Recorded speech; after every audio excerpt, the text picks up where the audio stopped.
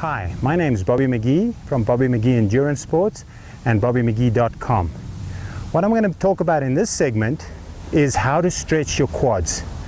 All right. Now, lying on the ground, stretching your quads is very, very effective, but it is not improving your ability to stay in posture when you run and be balanced and also hold your pelvis in alignment.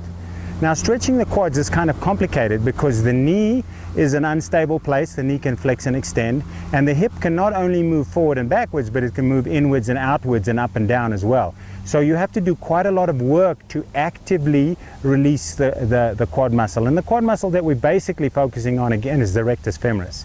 Now, in the beginning when you do this exercise, you can use some support.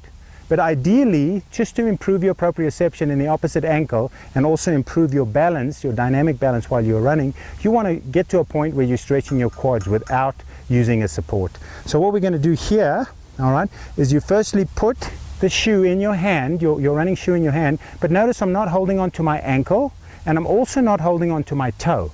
My hand is right on the top of the tongue of my shoe, so that my ankle flexibility is not part of the exercise. All right, the next thing that I'm going to be doing is making sure that I'm in a nice straight line. It's very easy to push those shoulders back, tilt the pelvis forward and arch the low back. That's taking pressure off the quad and counterproductive in terms of what we're trying to do. All right, so the first thing we do is we lower that chest. The second thing that we're going to do is we're going to make sure that these thighs are parallel, and then from the front section, notice if I'm doing this badly, I'm pushing this hip out to the side. I really want to pick that hip up so that my pelvis is parallel from the front. That's what I want to be doing in that parallel position.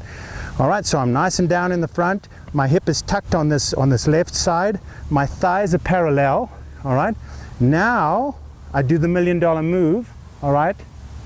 Which is to pinch my glute. But before that, what I actually want to do is just push my foot slightly into my hand, pull my knee slightly forward in this way so that I'm loading up that hip. And then the $1 million move, I pinch my glute as hard as I can, which is this butt muscle here. Pinch it as hard as I possibly can. Keep my head up, keep my body down, and now draw the leg back over a 7-count period, and then slowly lower that down again. And draw it back again. All right, and just hold it briefly and come back down again. And that's the most effective way to stretch this upper quad muscle that is so essential in running. So keep those quads loose, because if the quads are tight, they pull the front of the pelvis down and they put the hamstrings under pressure. You really want those quads nice and loose so that the pelvis can remain neutral and the pressure can come off the hamstrings. Good luck out there. Speak to you next time.